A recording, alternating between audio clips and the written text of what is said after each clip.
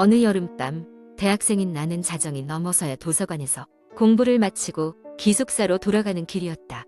그날은 유난히 덥고 끈적한 공기가 기분을 좀처럼 상쾌하게 해주지 않았다. 가로등이 드문드문 비추는 길거리에 나밖에 없는 것 같았고 밤 공기는 고요해서 작은 발걸음 소리도 유독 크게 느껴졌다. 나는 이어폰을 끼고 음악을 들으며 조금이라도 이 기분을 잊으려 했다. 걷다 보니 어느새 길고 어두운 골목을 지나고 있었다. 골목은 별다른 가게도 사람도 없이 오직 벽으로 둘러싸여 있었다. 그때 이어폰 너머로 기묘한 소리가 들려왔다. 속삭임이었다. 내 이름을 부르는 듯한 소리가 분명했다. 나는 순간적으로 서늘한 감촉을 느끼며 주위를 둘러보았지만 아무것도 보이지 않았다. 착각이라고 생각하며 다시 걸음을 재촉했다. 이쯤에서는 큰 길로 나갈 시간이었으니까. 하지만 얼마 지나지 않아 다시 한번 그 소리가 들려왔다. 이번에는 더 선명했고 멈춤, 속삭임, 그런 기묘한 색채가 머릿속을 파고들었다. 여기야. 공기가 차가워지는 듯한 착각에 나는 멈춰서 뒤를 돌아보았다. 그곳엔 여전히 아무도 없었다. 하지만 나는 알고 있었다. 누군가가 나를 지켜보고 있다는 것을. 기에 질린 나는 아무렇지도 않은 척 다시 걷기 시작했다. 목적지는 기숙사였다.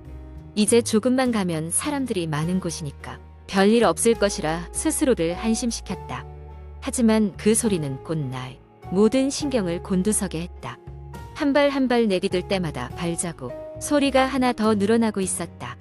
도저히 참을 수 없을 만큼 두려웠다. 나는 미친 듯이 달리기 시작했다. 기숙사의 문이 열릴 때까지 절대로 뒤를 돌아보지 않겠노라 결심했다.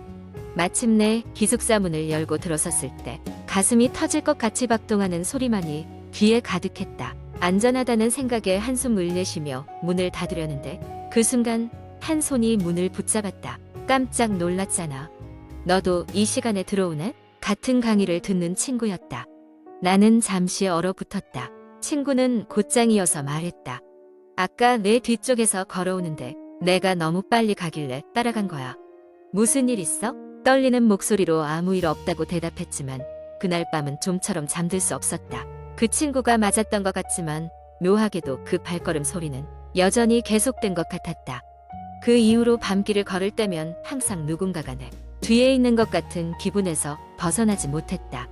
그리고 그날 이후 난 혼자서는 결코 한밤중에 그 길을 걷지 않게 되었다. 두 번째 이야기. 몇 년 전 여름 친구들과 함께 국내의 유명한 산간 지역으로 여행을 갔다. 그곳은 아름다운 자연경관으로 유명했지만 동시에 어두운 전설들도 많이 내려오는 곳이었다. 우리는 그 지역의 작은 민박집에 머물기로 했다. 주인은 나이가 많으신 할머니였고 다소 신비로운 분위기를 풍겼다. 할머니는 우리가 묵기로 한 방으로 안내하며 갑작스럽게 경고 하나를 하셨다. 밤 12시가 지나면 꼭 문을 잠그고 방에서 나오지 말아야 해. 별다른 설명 없이 그 말을 남기고 할머니는 방을 나가셨다. 친구들과 나는 그 말을 반신반의하며 짐을 풀고 여행에 대한 기대감으로 들떠 있었다. 낮 동안 우리는 근처 계곡에서 수영도 하고 숲을 산책하며 즐거운 시간을 보냈다. 그러다 시간이 언제 그렇게 갔는지 어느덧 밤이 되었다. 우리는 민박집으로 돌아와 저녁 식사를 하고 방에 앉아 옹기종기 모여 이야기를 나누기 시작했다. 그러나 시간이 점점 다가오면서 할머니의 경고가 떠올랐고 왠지 모르게 긴장감이 돌기 시작했다. 12시가 다 되어갈 즈음 우리는 방금까지의 왁자지껄한 분위기와는 달리 조용히 하며 각자 할머니의 말을 떠올렸다. 누군가는 그냥 재미로 하는 이야기일 뿐이라며 대수롭지 않게 여겼지만 누군가는 왠지 모르게 등골이 서늘해졌다. 드디어 벽시계가 12번의 종소리를 울렸다. 우리는 침묵에 잠긴 채 서로의 얼굴을 쳐다보았다. 밖은 칠흑 같은 어둠으로 가득 차 있었고 문 밖에서는 간헐적으로 바람소리와 나뭇가지 부딪히는 소리가 들려왔다. 그때였다. 저 멀리서부터 걸어오는 발소리가 들리기 시작했다. 처음엔 바람에 날리는 물건 소린가 싶었지만 점차 확실해졌다. 그것은 계단을 따라 차곡차곡 걸어오는 누군가의 발소리였다. 우리 모두 숨을 죽이고 그 소리에 집중했다. 발소리는 점점 더 가까워졌고 우리 방 앞에서 멈춘 듯했다. 누군가가 문 손잡이를 서서히 돌리는 소리가 들려왔다. 방 안은 얼어붙은 듯한 침묵에 휩싸였다. 그러나 문은 열리지 않았다. 그저 손잡이를 돌리는 소리만 반복될 뿐이었다. 우리는 그 자리에서 꼼짝도 할 수 없었고 시간이 얼마나 흘렀는지도 모를 지경이었다.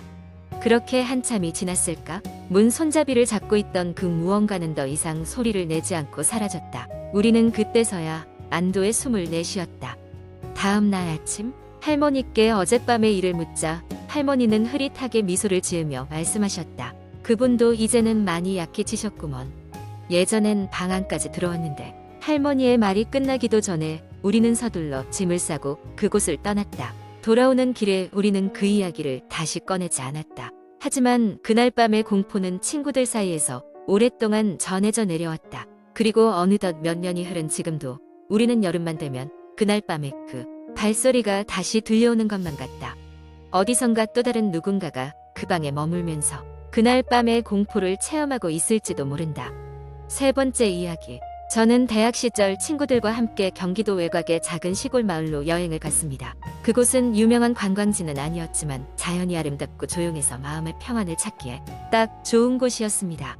우리 일행은 작은 펜션에 머물 예정이었습니다. 펜션 주인은 친절한 할머니였고 오래된 가구들이 배치된 그곳의 인테리어는 마치 시간 여행을 온 듯한 기분을 들게 했습니다. 첫날은 별일 없이 지나갔습니다. 우리는 낮에는 근처 숲을 탐험하고 밤에는 바비큐를 하며 즐거운 시간을 보냈습니다. 둘째 날 밤 날씨가 갑자기 변하더니 폭우가 쏟아지기 시작했습니다. 우리는 비를 피해 펜션으로 돌아와 거실에서 카드를 하며 시간을 보내고 있었는데 그때였습니다. 창문 밖에서 이상한 소리가 들려왔습니다. 빗소리에 무차 잘 들리진 않았지만 뭔가 희미하게 이리저리 움직이는 소리 같았습니다. 처음에는 바람 소리려니 했습니다. 하지만 시간이 지날수록 그 소리는 점점 더 명확해졌고 누군가 창문을 두드리는 듯한 소리로 변했습니다. 친구들 중 한 명이 농담 삼아 밤에 귀신이 나타난다더니 진짜인가 보다 라고 말했고 우리는 웃어 넘겼습니다. 그러나 그 소리가 멈추지 않자 우리는 기분이 나빠지기 시작했습니다. 결국 친구 한 명이 용기를 내어 창문을 열어보았습니다. 하지만 바깥은 아무것도 보이지 않았습니다. 어둠과 비 그리고 숲에 그림자만이 우리 앞에 펼쳐져 있었습니다. 서늘한 바람이 들어와 우리를 감싸자 모두가 얼른 창문을 닫아버리라고 소리쳤습니다. 그 밤은 그렇게 불안하게 지나갔습니다. 다음 날 아침 우리는 무슨 일이 있었던 건지 알아보기 위해 펜션 주인 할머니에게 이야기를 꺼냈습니다. 할머니는 잠시 침묵하시더니 조용히 입을 열었습니다. 10년 전 이 마을에 큰 사건이 있었어요. 이 펜션에 묵던 한 젊은 부부가 폭우가 쏟아지던 어느 밤에 실종된 일이 있었답니다. 할머니는 그들이 마지막으로 묵었던 방이 우리가 머문 방이었다고 말했습니다. 그 이야기를 듣고 나서야 우리는 지난밤 창밖의 소리가 단순한 착각이 아니었음을 직감했습니다. 우리를 두드리던 것이 정말 그들일 수도 있다는 생각이 머릿속을 스쳤습니다. 펜션을 떠나는 날 우리는 뒤도 돌아보지 않고 그곳을 벗어났습니다. 차가 멀어지며 마치 누군가 우리를 지켜보는 듯한 느낌을 받았습니다. 여행에서 돌아온 후 우리는 오랫동안 그 일에 대해 이야기하지 않았습니다. 하지만 지금도 비 오는 밤이면 친구들 간에 그때의 일이 종종 떠오르곤 합니다. 과연 그날 밤 우리에게 다가왔던 것은 무엇이었을까요? 네 번째 이야기. 나는 서울 외곽의 작은 마을에서 태어나고 자랐다. 사람들은 우리 마을이 조용하고 평화롭다고 생각하지만 나는 어린 시절부터 늘 느껴왔던 불안감이 있었다. 특히 마을 중심에서 조금 떨어진 곳에 위치한 오래된 저택은 으스스했다. 그 집은 마을 사람 사이에서 귀신의 집으로 불리었다. 초등학교 시절 여름 방학을 맞아 친구들과 모험을 떠나기로 했다. 우리는 마을 끝자락에 위치한 그 저택에 가보기로 결심했다. 평소에 보기 어려운 대담한 날이었고 친구들도 한껏 들떠 있었다. 저택 앞에 도착했을 때 우리는 서로를 부추기며 결국 철문을 밀고 안으로 들어갔다. 내부는 예상대로 낮고 폭삭 무너질 듯한 모습이었다. 거미줄이 곳곳에 얽혀 있었고 먼지 쌓인 나무 바닥은 쓰라린 소리를 냈다. 처음에는 별다른 이상이 없었다. 다락방에서 고양이를 발견했을 때까지는 말이다. 검은 고양이가 우리를 발견하자마자 기괴한 울음소리를 내며 다락방 구석으로 사라졌다. 그 소리는 고막을 찌르는 듯한 날카로움이었고 나는 식은땀이 났다. 우리는 그 소리를 쫓아 다락방으로 올라갔다. 다락방은 어둡고 습기가 가득했다. 라이터 불빛도 고양이를 찾기에는 역부족이었다. 이미 그만둬야겠다고 생각할 때 다락방 끝에서 낮은 소리가 들려왔다.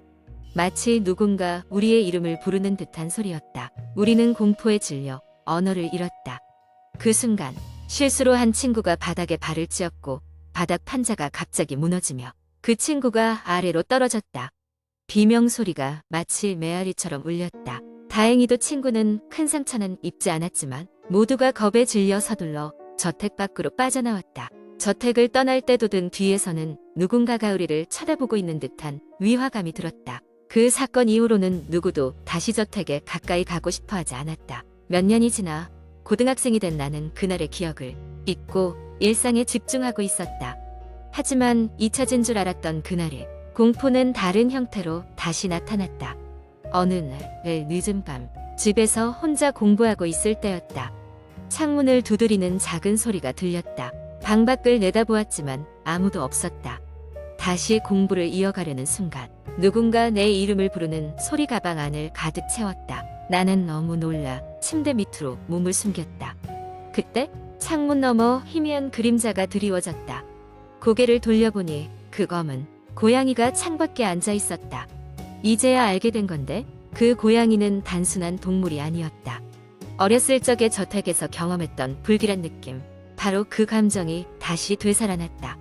다음 날 나는 마을 도서관에서 일을 하시는 할머니를 찾아갔다. 할머니는 저택에 대한 많은 이야기를 알고 있었다. 그녀에 따르면 그 집은 과거 부유한 가족이 살던 곳이었지만 일가족이 원인 모를 사고로 사망한 후 버려졌다. 그 이후로 저주받은 집으로 불리며 사람들의 기억 속에서 점점 사라져갔다는 것이다. 사람들은 저택을 지날 때마다 거대한 검은 고양이가 그 집을 지키고 있다고 말했다. 할머니의 이야기를 들은 후 나는 불길한 느낌을 떨칠 수 없었다. 그때부터 고양이는 마치 나를 어딘가로 인도하려는 듯 계속해서 내 주변을 맴돌았다. 결국 나는 친구들에게 다시 한번 저택에 들어가자고 제안했다. 그 집의 비밀을 밝히지 않는 한 결코 마음 편히 지낼 수 없을 것 같았다. 마침내 어느 가을밤 우리는 다시 귀신의 집으로 향했다. 이번에는 준비를 철저히 했다. 손전등, 노트, 휴대폰을 챙겨 아무 일 없다며 서로를 한심시켰다. 저택 안은 여전히 소름 끼치는 냉기로 가득 차 있었다. 우리는 다락으로 향했다. 다락에 도착했을 때 음산한 분위기 속에서 우리는 검은 고양이가 앉아있는 것을 발견했다. 고양이는 부드럽게 울면서 사람이 손짓처럼 다가오라는 행동을 했다. 우리는 왠지 그 고양이를 따라야 할 것 같았다. 그렇게 걷다 보니 전에 알아채지 못했던 작은 문이 있었다. 문을 열고 들어가니 헛간처럼 보이는 곳이었다. 거기에는 가족 사진과 오래된 일지들이 놓여 있었다. 우리는 한 페이지씩 천천히 일지를 읽어나갔다. 일지에는 그날 그 가족이 겪었던 무시무시한 사건들이 상세히 기록되어 있었다. 가족은 집에서 발생한 일련의 사건들로 인해 심한 정신적 고통을 겪고 있었고 결국 스스로 목숨을 끊을 수밖에 없었다는 충격적인 내용이었다. 그리고 마지막 페이지에는 이런 문구가 적혀 있었다. 이 집을 지킬 고양이. 그 누구도 여기서 벗어나지 못할 것이다. 그 순간 방 안의 모든 것이 갑자기 어두워지며 귀청이 터질 듯한 비명이 들려왔다. 고양이는 더 이상 없었고 우리는 그 자리를 서둘러 떠나야만 했다. 그날 이후로 나는 절대 그 저택 근처로 가본 적이 없고 검은 고양이도 더 이상 나타나지 않았다. 이후로도 가끔씩 그 집 이야기는 마을 사람들 사이에서 회자되곤 한다. 사람들이 새로운 사실을 알아내려고 그곳을 찾으려 하지만 누구든 그곳에 다녀온 사람은 결국 아무 말 없이 돌아오기 마련이었다. 마치 무엇을 봤다는 듯이, 하지만 아무것도 말할 수 없다는 듯이.